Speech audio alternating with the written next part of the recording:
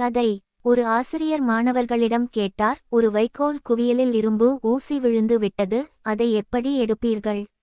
முதல் மாணவன் சொன்னான், வைக்கோல் குவியலை தீயிட்டு கொளுத்தி விடுவேன், பிறகு ஊசி எஞ்சி இருக்கும்.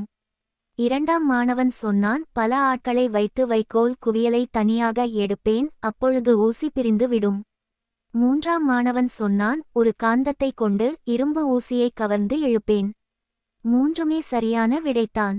மாடு வைக்கோலோடு ஊசியை விழுங்கி விடுமே என்ற பதற்றம் இருக்கும் வரை. அதாவது மாட்டின் மீதான அன்பு. அன்பிலார் எல்லாம் தமக்குரியர் அன்புடையார் என்பும் உரியர் பிறர்க்கு. திருக்குறள்.